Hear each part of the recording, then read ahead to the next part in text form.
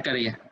सर्वप्रथम प्रभु महावीर के चरणों में कोटि कोटि वंदन करते हुए, आचार्य भगवान के चरणों में कोटि कोटि वंदन करते हुए, समस्त चरित्रशील आत्माओं के चरणों में कोटि कोटि वंदन।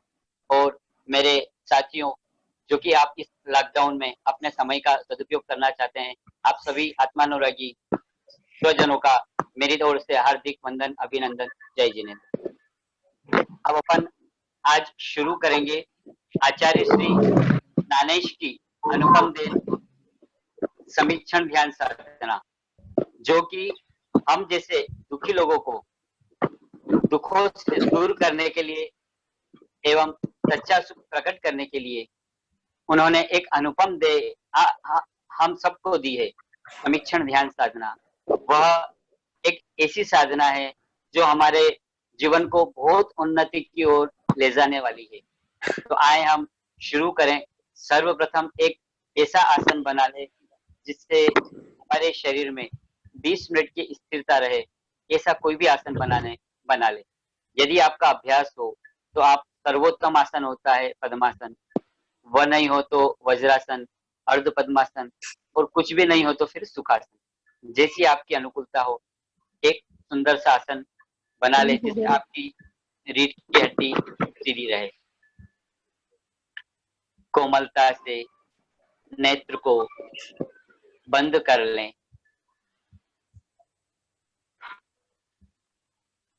नेत्र को बंद करने के साथ साथ मन की एकाग्रता के लिए हम 5-7 बार ओम की ध्वनि का आप भी मेरे साथ बैठकर ओम की ध्वनि का उच्चारण करेंगे। जैसा पहले एक बार आप देख लें, जैसा मैं कर रहा हूं उसी का आपको रिपीटेशन करना है बाद मेरे साथ। गहरी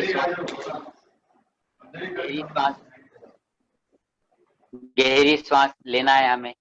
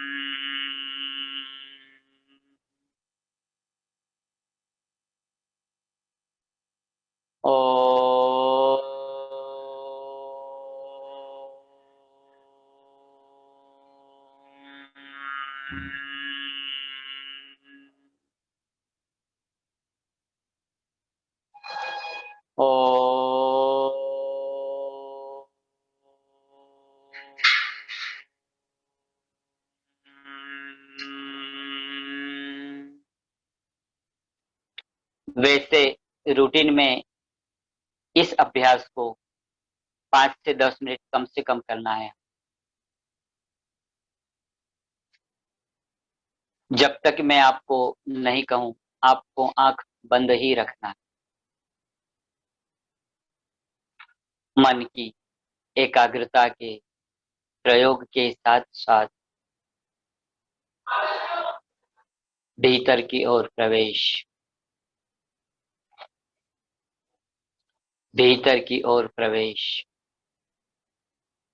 भीतर की ओर प्रवेश।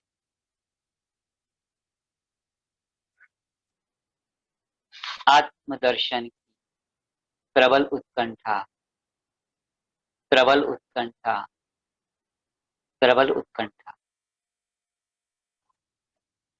मुझे आत्मदर्शन करना ही है, चाहे कुछ भी हो जाए, क्योंकि आत्मानुभूति जरूरी है, बाकी सब मजबूरी है। सच्चा सुखी होने का एकमात्र उपाय आत्म साधना, आत्म साधना, आत्म साधना।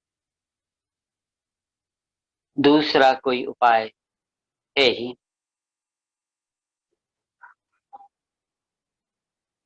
भीतर की ओर प्रवेश, भीतर की ओर प्रवेश। भीतर झांकता हूं तो अंधकार ही अंधकार दिखाई दे रहा है। कहाँ है शुद्ध निर्मल आत्मा? कैसे हो शुद्ध निर्मल आत्मा के दर्शन? भीतर तो क्रोध, मान, माया, लोभ, राग, द्वेष, ईर्ष्या कूट कूट कर भरे पड़े। कैसे हो शुद्ध आत्मा के दर्शन? लेकिन मेरा दृढ़ संकल्प है, मुझे आत्मदर्शन करना ही है, चाहे कुछ भी हो जाए। मुझे एक एक कर इन कषायों पर विजय प्राप्त करना है।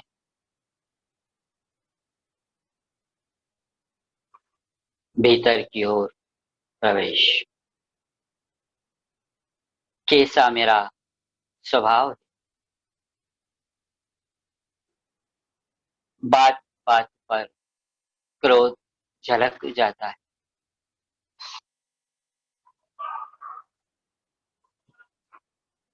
जरा चिंतन करें, जरा चिंतन करें। कैसा मेरा स्वभाव?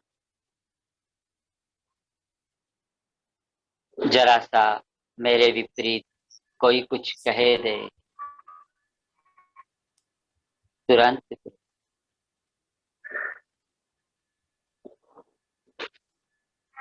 मेरी इच्छा के प्रतिकूल कुछ हो जाए, तुरंत क्रोध। मेरे स्वार्थ में कहीं कुछ बाधा आ जाए, तुरंत क्रोध। मुझे कोई अपशब्द कह दे, अपमान कर दे, तुरंत क्रोध। बात बात पर क्रोध झलक जाता है। कैसा जीवन बना रखा है मैंने अपना।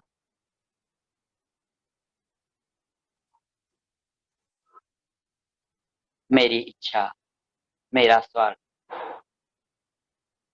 क्या सब कुछ मैं ही हूँ? इस संसार में और भी कई मनुष्य भरे पड़े हैं, उनकी भी अपनी इच्छाएं, उनकी भी अपने स्वार्थ। फिर यह पागलपन में क्यों करता?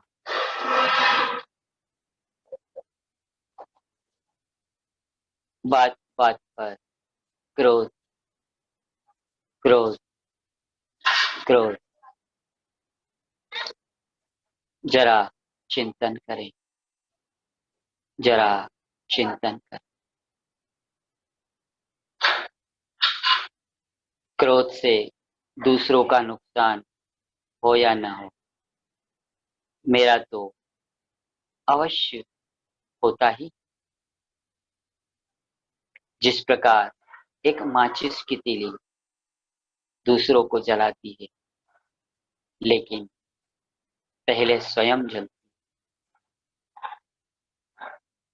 उसी प्रकार से यह क्रोध भी दूसरों का नुकसान होना न होना उसके अधीन है, लेकिन मेरा नुकसान अवश्य हो जाता है। क्रोध के इस तीव्र आवेश में शरीर कांपने लगता, आंखें लाल लाल हो जाती, जबान सूख जाती, शरीर कांपने लगता। क्रोध की अवस्था में मैं देखते हुए भी अंधा एवं बेभान हो जाता।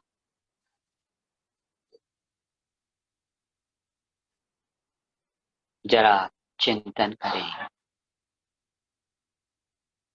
जरा चिंतन।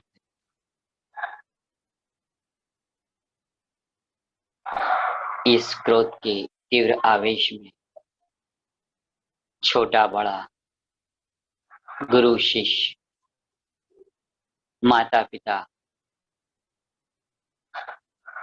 किसी का कोई विवेक ही नहीं रह जाता। गाली गलौज, अपशब्द, कभी बर्तन फेंकना, किसी को मारना, किसी को पीटना,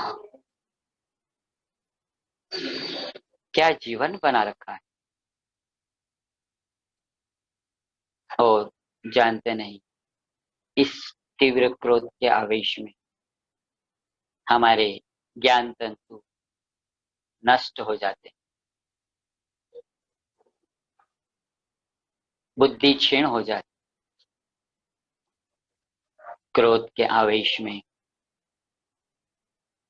हृदय की गति भी डिस्टर्ब हो जाती है, हार्ट अटैक, हार्ट पे, माथे की नस भी फट सकती है, ब्रेन हेमरेज।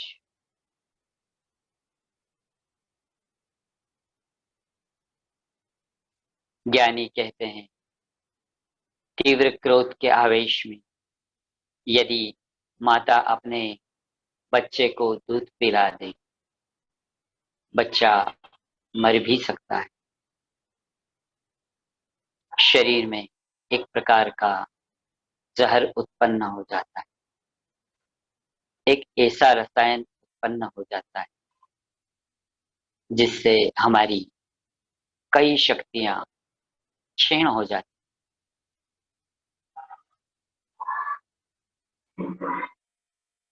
जरा चिंतन करें, जरा चिंतन करें, जरा चिंतन करें।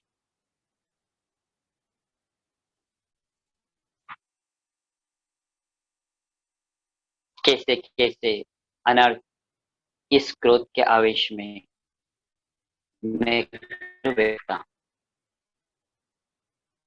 और तो कई बार इस तीव्र क्रोध के आवेश में हत्या एवं आत्महत्या तक के प्रसंग भी बन जाते। अपने ही परिवार के सदस्यों से भी हाथ धो बैठते, और जब उन दुष्परिणामों पर दृष्टि पहुंचती है, ओह, यह मैंने क्या कर, कितना अनर्थ मेरे द्वारा हो गया। मुझे ऐसा नहीं करना चाहिए।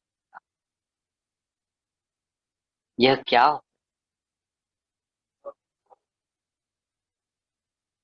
क्रोध का प्रारंभ सदैव अंधेपन से होता है, लोभ एवं स्वार्थ के वशीभूत होकर होता है और क्रोध का अंत पश्चाताप।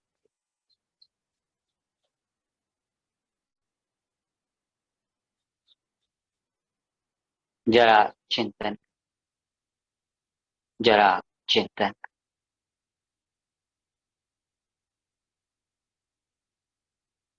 मैंने मनुष्य जीवन पाया है, महापुरुषों का शरणा पाया है, उच्च कुल उच्च धर्म पाया है। फिर यह पागलपन मैं क्यों कर बैठता हूं? मैं क्यों अनावश्यक कर्म बंध कर लेता हूं?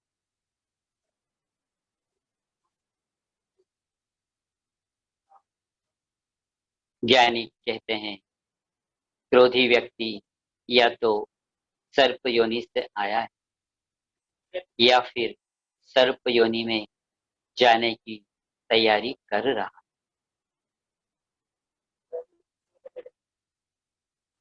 चंड कौशिक का उदाहरण मेरे मानस पटल पर आ रहा। कहाँ तो मुनि जीवन और कहाँ तीव्र क्रोधी विषधारी चंड कौशिक।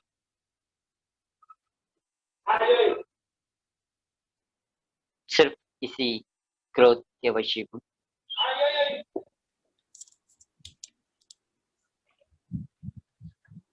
मैं क्यों अनावश्यक कर्म बंद कर लेता हूं? नहीं, आज साधना के इन क्षणों में स्पष्ट दिखाई दे रहा है, यह क्रोध मेरे लिए अभिशाप बन रहा है। मुझे इस क्रोध से मुक्ति पाना है, मुक्ति पाना है, मुक्ति पाना है।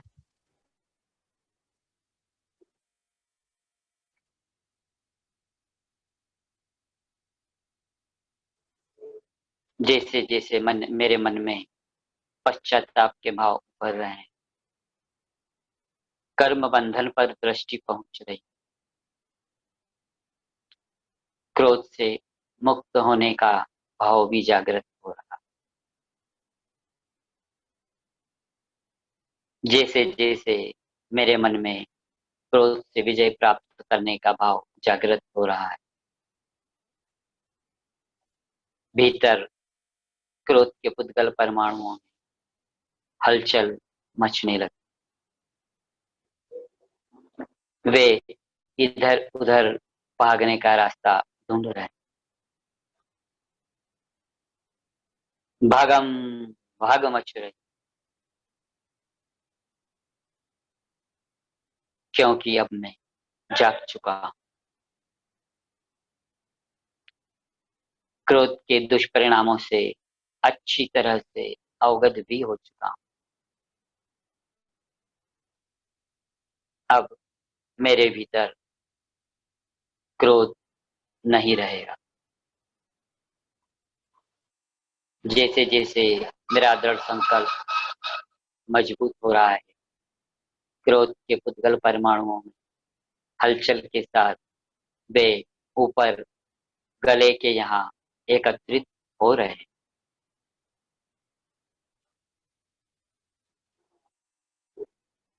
क्रोध के पुद्गल परमाणु गले के यहाँ एकत्रित हो चुके हैं, हो चुके।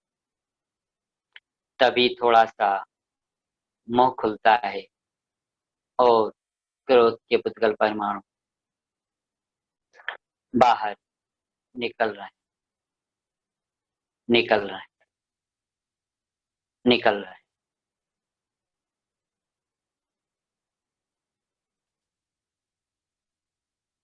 क्रोध के पुद्गल परमाणु बाहर निकल चुके हैं, निकल चुके हैं, निकल चुके हैं।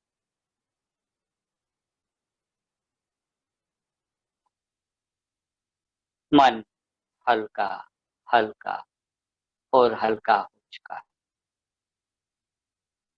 आज मैंने मेरा एक प्रबलतम शत्रु क्रोध पर विजय प्राप्त करने का दृढ़ संकल्प मजबूत किया। क्रोध गया, क्षमा आई। क्रोध गया, क्षमा आई। अद्भुत शांति का अनुभव।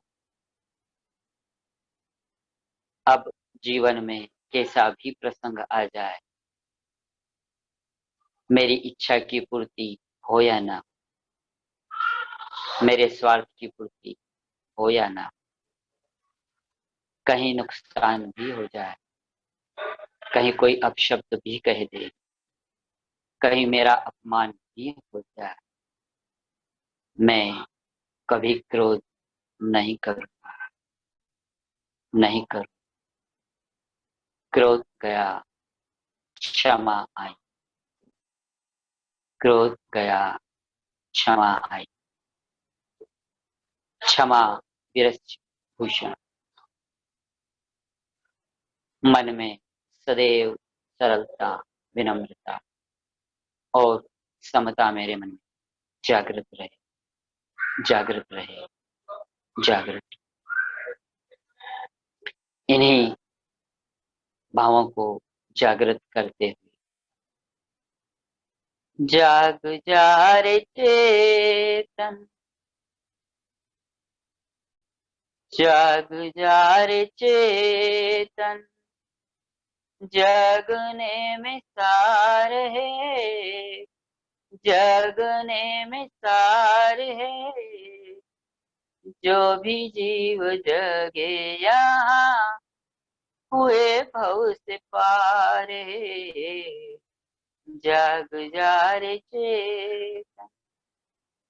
बड़ा ही सुनहरा मौका है आया, बड़ा ही सुनहरा मौका है आया। मानव तन यह पुण्य योग पाया, मानव तन यह पुण्य योग पाया। छोड़ कर प्रमाद अब यह, छोड़ कर प्रमाद अब यह प्रेरणा है पालो, प्रेरणा है पालो। सोई हुई शक्ति को जगा लो, जगा लो। जाग जा रे चेतन, जाग जा रे चेतन, जाग जा रे चेतन। इसी जागृति के साथ यही भाव मेरे सदैव जागृत रहे, मेरे हृदय में सदैव सरलता, समता, विनम्रता एवं क्षमा का गुण विद्यमान रहे। इसी संकल्प के साथ मैं अपने प्रभु परमेश्वर की शरण ग्रहण करता हूँ। मेरे साथ आप भी बोलेंगे, अरिहंते शरणं पवज्जामि,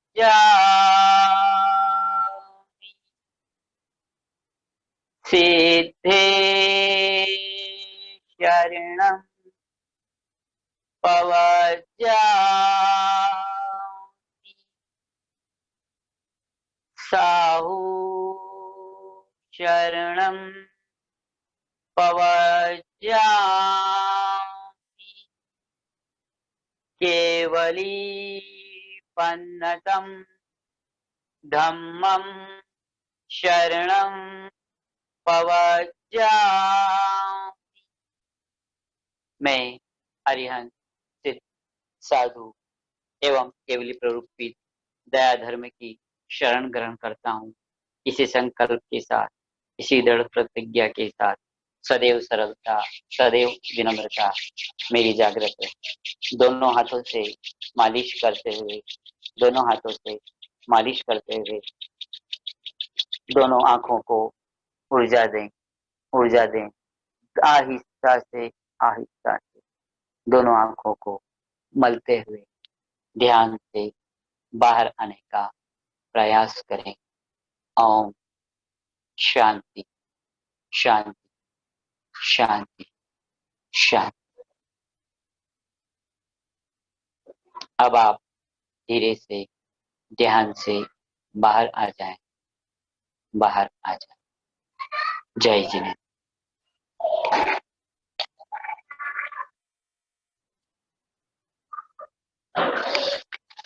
आज हमने समीक्षण ध्यान की प्रथम क्लास क्रोध पर अपन ने चिंतन किया कि क्रोध किस प्रकार से हमारे लिए हानिकारक है और हमें इस पर विजय प्राप्त करना है। लेकिन विजय प्राप्त करने के इस संकल्प के साथ हमें कुछ प्रयास और करना है जो कि हमारे जीवन के लिए काफी कारगर हो।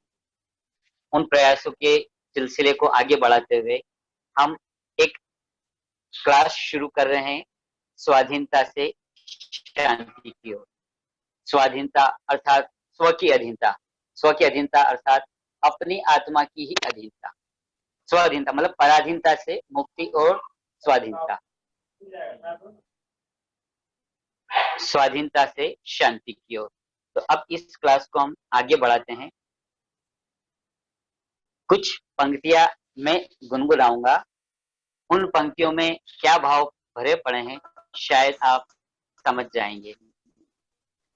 कर मारो है राई राई रोले को, कर मारो है राई राई रोले को, जो बांध्या भुगतना पड़ेला, सुनो रे भाई हो गया बिना ना छूटेला, सुनो रे भाई हो गया बिना ना छूटेला। और एक पंक्ति और गुनगुनाता, जरा कर्म तो देख कर करिए, इन कर्मों की बहुत बड़ी मार है, नहीं बचा सकेगा परमात्मा, फिर औरों का क्या एतबार है, जरा कर्म तो देख कर करिए। एक और पंक्ति, जो बोएगा वही पाएगा, तेरा किया आगे आएगा, दुख दुख है क्या सब कर्मों का, जैसी करनी वैसी भरनी, जैसी करनी वैसी भरनी। यह पंक्तियां हमें संदेश देती है कि जैसा हम कर्म करेंगे वैसा हमें फल मिलेगा। अर्थात हमारा पूरा जैन धर्म, जैन सिद्धांत, कर्म सिद्धांत एक महत्वपूर्ण पार्ट है। महत्वपूर्ण से मतलब बहुत ही ज्यादा महत्वपूर्ण, कि हमारे कर्म जैसे होंगे वैसा ही हमें व्यवस्था मिलेगी, वैसे ही सब आगे का क्रम बनता जाएगा। तो कर्म का पार्ट एक बहुत महत्वपूर्ण पार्ट है। तो हमें इतना तो आप सबको पूरा विश्वास होगा कि जैसा कर्म हम बांधेंगे वैसा हमें भुगतना ही पड़ेगा। तो हमें सबसे महत्वपूर्ण अपने कर्मों पर भी भरोसा रखना है कि हम जैसा कर्म करके आए हैं उसके अनुसार हमें व्यवस्था मिले। अब अपना एक पार्ट शुरू हो रहा है शांति का महत्व।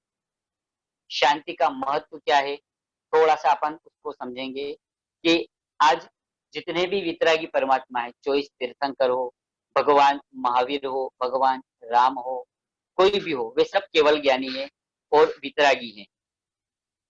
अब उन्हें हम क्यों मानते हैं? सबसे पहला प्रश्न उठता है कि वे हमारे आदर्श क्यों हैं? उन्हें हम क्यों मानते हैं, क्यों पूछते हैं, क्यों उनकी आराधना, क्यों उनकी जाप, क्यों उनकी भक्ति हम करते हैं? तो प्रश्न यह है कि वे हमारे आदर्श क्यों हैं? है ना। तो आदर्श क्यों है, पहले अपन वो समझ लें कि आदर्श वे क्यों है। क्योंकि इस जगत का प्रत्येक प्राणी सुखी होना चाहता है। क्या चाहता है? सुखी होना। और हम भी सुखी होना चाहते हैं। एक चींटी हो या पंछी हो, मनुष्य हो या हाथी हो, कोई भी हो, इस जगत का प्रत्येक प्राणी सुख चाहता है, दुख कोई भी नहीं चाहता है। क्या चाहता है? नहीं चाहता है। और हम भी सुखी होना चाहते हैं। ठीक है ना। तो वितरागी परमात्मा, चाहे भगवान महावीर हो या कोई भी हमारे आदर्श हो, वे हमारे आदर्श क्यों है? क्योंकि वे पूर्ण सुखी हैं। अब उनके अंदर रंच मात्र भी दुख नहीं रहा। वे क्या हो गए? पूर्ण सुखी हो गए। तो वे हमारे आदर्श क्यों हैं? कि वे पूर्ण सुखी है। वे हमारे आदर्श क्यों हैं? वे पूर्ण सुखी है और हम भी सुखी होना चाहते हैं। अब अगला प्रश्न उठता है कि सुख कहाँ? कोई सोचता है कि मेरे पास गाड़ी होगी, बंगला होगा, फैक्ट्री होगी, बहुत सारा पैसा होगा तो मैं सुखी हो जाऊंगा। कोई सोचता है मेरी शादी हो जाएगी तो सुखी हो जाऊंगा। कोई सोचता है मेरे बच्चे हो जाएंगे तो सुखी हो जाऊंगा। कोई सोचता है मेरे बच्चों अच्छे पढ़ लिख के होशियार हो जाएंगे तो सुखी हो जाऊंगा। ऐसे हमारी कई कल्पनाएं हैं सुख की। लेकिन हम समझते हैं कुछ उदाहरण से कि सुख कहाँ। तो सुख कहाँ, तो एक उदाहरण से समझेंगे कि उदाहरण के लिए एक 50 लोगों का ग्रुप घूमने फिरने गया। कहाँ गया? घूमने फिरने के लिए 50 लोगों का ग्रुप। और 10 दिन का कम से कम प्रोग्राम बना, 10 से 15 दिन का। ये छुट्टियों का दिन थे। हम लोग सब घूमने फिरने गए। घूमने फिरने गए, पहला पड़ाव हमारा था मुंबई की तरफ। हम मुंबई गए, घूमे फिरे, खाया पिया, बहुत मजा किया। दिन भर बहुत मजा किया। शाम को हमारे निर्मल भैया कैशियर थे। उन्होंने सबको बताया भैया आज दिन भर में हमारा 50,000 का खर्च हुआ। सभी साथियों की एक ही आवाज आई कि निर्मल भैया बहुत मजा आया, गाड़ी को चलने दी जाए। ठीक है। घूमते हुए गोवा गए। गोवा गए, वहां मुंबई से थोड़ा महंगा है। अब वहां भी हम घूमे फिरे, मजा किया, खाया पिया। शाम को फिर निर्मल भैया ने बताया कि भैया आज तो 75,000 का खर्च आ गया। सबकी फिर एक ही आवाज आई कि निर्मल भैया मजा आया, नो प्रॉब्लम, चलने दी जाए। घूमते घूमते हम सब लोग कश्मीर गए। आप सब जानते हैं कि कश्मीर और भी बहुत महंगा है। अभी वहां हमने सिर्फ होटलें बुक करी थी और साइट सीइंग पर जाने के लिए एयर कंडीशन बस की व्यवस्था करी थी। इतने ही हमारे लाख रुपए तो पूरे हो गए। लेकिन हमारे ऋषि भैया ने सोचा कि नहीं यार, पार्टी में सबका एंजॉय आ रहा है और पैसे की किसी को चिंता नहीं है, तो क्या किया जाए। तो सबकी चॉइस को देखते हुए एक एक किट तैयार किया गया, जिसमें अच्छे अच्छे फ्रूट्स थे, ड्राई फ्रूट्स थे, स्वीट्स भी थे, नमकीन भी था, सभी कुछ था उस हर किट में। और सबको एक एक किट दे दिया गया कि आपकी जब इच्छा हो आप इस किट को खोलकर अपनी क्षुधा को या अपनी इच्छा की पूर्ति कर सकते हैं। जो आपको चाहिए इसमें सब व्यवस्था की गई है हमारे द्वारा। ठीक है। सभी को किट दे दी गई। सभी बाहर तैयार खड़े थे, अब जाने के लिए तैयार थे। तभी वहां कुछ लोग पहले आ चुके थे। वहां पर कुछ लोग पहले आ चुके थे। अब वे ये चाहते थे, जो आ चुके थे, कि एक व्यक्ति बोलता है कि अभी यह समय उस साइट सीइंग पर जाने के लिए बहुत उत्तम है। तो दूसरा व्यक्ति बोलता है नहीं, यह समय उस साइट सीइंग पर जाने के लिए ज्यादा उत्तम। अब दोनों अपनी अपनी बात को रख रहे हैं, महत्व दे रहे हैं कि मैं जो कह रहा हूँ वो ज्यादा अच्छा है, और वो कहता है मैं जो कह रहा हूँ वो ज्यादा।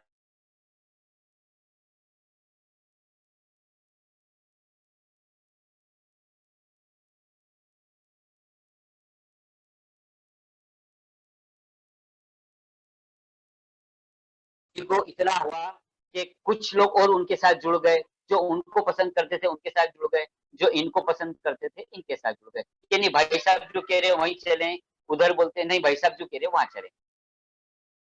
अब विवाद इतना बढ़ गया कि बहुत ज्यादा कहासुनी पूरे ग्रुप में हो गई। लेकिन घर तो था नहीं कि वह चलो पूरा अपने बोरी बिस्तर बांध दिए तुरंत चल दिए।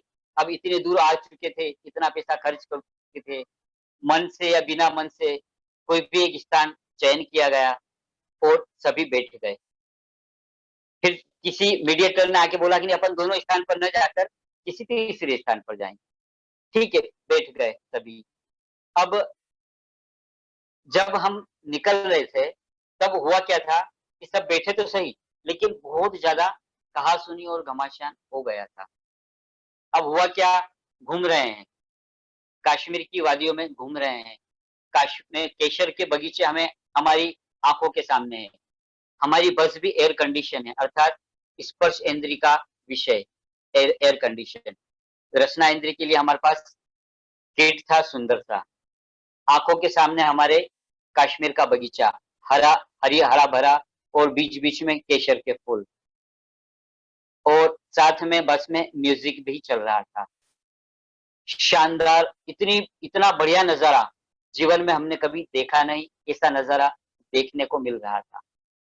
बस भी ऐसी थी कि चारों तरफ मिरर लगा हुआ था कि कहीं से कोई बाधा हमें नहीं आवे, कोई भी दृश्य देखने में हमें कोई अड़चन नहीं आवे। इतनी सुंदर बस की व्यवस्था थी, एयर कंडीशन भी था, सुंदर सा म्यूजिक भी था, साथ में किट भी था, सब कुछ था। अर्थात शॉर्ट में यदि कहा जाए कि पांचों इंद्रिय के उत्कृष्ट विषय वहां पर मौजूद थे, और साथ में हमारे इष्ट मित्र भी साथ में थे, वहां हमारे इष्ट मित्र भी साथ में थे। लेकिन आप खुद सोचेंगे कि जब निकलने के पहले विवाद हो गया था तो क्या इतना मजा आएगा? मुंबई में ज्यादा मजा आया, गोवा में ज्यादा मजा आया, या कश्मीर में? तो आप खुद पाएंगे कि हमें मुंबई गोवा में जितना मजा आया उतना कश्मीर में नहीं आया। तो हमने इस उदाहरण को क्यों प्रस्तुत किया कि हमें रिजल्ट पर जाना है कि सुख कहाँ, सुख कहाँ, सुख पांच इंद्रिय के विषयों में सुख नहीं है, सुख है शांति। सुख कहाँ है? क्योंकि निकलने के पहले विवाद हो गया था, घमासान हो गया था, तो मन अशांत था। अब मन अशांत था तो सामने कितना भी अच्छा दृश्य थे, कितने भी अच्छे नजारे थे, कितना भी अच्छा कीट था, खाने की व्यवस्था, लेकिन इतना मजा हमें नहीं आया। लेकिन मुंबई गोवा में मजा क्यों आ रहा था कि वहां कोई विवाद नहीं था, मन प्रसन्नता से भरा हुआ था, इसलिए वहां ज्यादा मजा आया। यहाँ पैसा भी कई गुना अधिक खर्च हुआ लेकिन मजा नहीं आया, और वहां पैसा कम खर्च किया उसके बाद भी हमें वहां मजा ज्यादा आया। तो रिजल्ट ये आया कि शांति कहाँ है, सुख कहाँ है? तो शांति में। हमारे जो परमात्मा है, जितने भी वितरागी परमात्मा है, उन्होंने अपने जीवन में शांति के महत्व को समझा। क्या किया उन्होंने? उन्होंने शांति के महत्व को समझा, शांति कैसे प्राप्त की जा सकती है, वह सब रिसर्च किए, अनुभव किया, अध्ययन किया, चिंतन किया, मनन किया, सूत्र भी खोजे, और उन्होंने हम तक शास्त्र के माध्यम से पहुंचाया कि हमें किस रास्ते पर चलना है, वह भी बताया कि हमें ये करना है जिससे हमारे आने वाले समय में शांति मिलेगी। और कुछ ऐसे भी उन्हें रिसर्च के बीच ऐसे भी अनुभव हुए कि किन किन कारणों से हमारे जीवन में अशांति उत्पन्न हो जाती है, अशांति आ जाती है, उनसे बचने की प्रेरणा दी नियम प्रत्याख्यान के द्वारा कि हमें इनसे बचना है, इस दिशा में नहीं जाना है और इस दिशा में आगे बढ़ना है, व्रत की तरफ, प्रत्याख्यान की तरफ, इस दिशा में आगे बढ़ना है। मतलब हमारे जितने भी शास्त्र हैं, जितने भी नियम हैं, जितने भी प्रयास साधु संतों के द्वारा किए जाते हैं, उनमें यदि कोई लॉजिक के सेंटर पॉइंट कोई आता है तो वह होता है शांति। चाहे कुछ भी, चाहे हमारे प्रतिक्रमण भी किया जाता है, तो आपने देखा होगा प्रतिक्रमण में क्या किया जाता है। प्रतिक्रमण में 84 लाख जीव योनियों से क्षमा याचना की जाती है। भूल क्या होती कई बार हमसे कि हम प्रतिक्रमण तो करते हैं लेकिन जिनसे विवाद हो जाता है हम उनसे क्षमा नहीं मांग पाते। लेकिन प्रतिक्रमण का उद्देश्य यही है कि हमसे जहां विवाद हो गया, जहां अनबन हो गई, जहां कहा सुनी हो गई है, वहां जैसे हमने मिच्छामी दुक्कड़म किया तो तुरंत क्या होगा, तुरंत तुरंत सामने वाला हमें भी क्षमा कर देगा और हम भी उन्हें क्षमा कर देंगे। यदि क्षमा भाव प्रकट हो गया तो जो द्वंद्व हमारे भीतर चल रहा था वो क्या हो जाएगा? शांत हो जाएगा। तो प्रतिक्रमण, जिस प्रकार मैंने आपको प्रतिक्रमण का उदाहरण देके बताया, वैसा हर क्रिया में फिट होगा। कोई भी क्रिया हो, चाहे उपवास हो, आयाम बिल हो, हर क्रिया में फिट होगा कि केंद्र बिंदु में शांति आएगा। केंद्र बिंदु में शांति के अलावा महत्वपूर्ण शांति आएगा। कहीं हमें यह परखना है कि हम जो भी व्रत प्रत्याख्यान जो भी क्रिया कर रहे हैं, कहीं मान सम्मान पाने के लिए तो नहीं कर रहे हैं, कहीं मान सम्मान पाने के लिए तो नहीं कर रहे हैं, कहीं पद प्रतिष्ठा पाने। तो हमें इस प्रकार से ध्यान रखते हुए यह समझना चाहिए कि हमारे जीवन में यदि महत्वपूर्ण कोई है तो शांति है। तो हम अब अपनी इस क्लास को जब आगे बढ़ाएंगे तो उसमें केंद्र बिंदु होगा हमारा शांति, कि हमें अपने जीवन में शांति कैसे प्राप्त हो। अब इस शांति को प्राप्त करने कैसे प्राप्त हो और क्यों इसको लक्ष्य बनाना, एक छोटे से उदाहरण से हम समझेंगे कि एक गुरुजी थे, उन्होंने अपने शिष्यों की परीक्षा लेना चाहिए कि आखिर मेरे शिष्य, कौन शिष्य कितना परफेक्ट हुआ है, कौन शिष्य मेरी बात को किस रूप में ले रहा है, किस रूप में समझ रहा है। तो उन्होंने सिर्फ 2 शिष्यों को चुना कि बेटा आप दोनों रुक जाओ, बाकी सबको छोड़ दिया। दोनों शिष्यों को चुनकर कहा कि बेटा वह एक मटके का ढेर है जहाँ 100 मटके मिट्टी के पड़े, एक 100 कदम की दूरी पर घी का कुआं पड़ा है। क्या है? घी का कुआं। उन्हें दोनों को अलग अलग कमरे दे दिए गए और कहा गया कि एक कंपटीशन कर रहे हैं हम कि मैं आपको आधे घंटे का समय दूंगा, आप आधे घंटे में कौन कितने घी के घड़े भरकर लाता है और स्टोर करता है। अपना अपना कमरा दे दिया। इस कमरे में क्या हो रहा है दूसरे को मालूम नहीं और दूसरे कमरे में क्या हो रहा है पहले वाले को मालूम नहीं पड़ेगा। ठीक है, जैसे ही टाइम अप हुआ, दोनों स्टूडेंट ए और बी गए, एक एक घड़ा उठाया, घी भरा और अपने अपने कमरे में चले गए।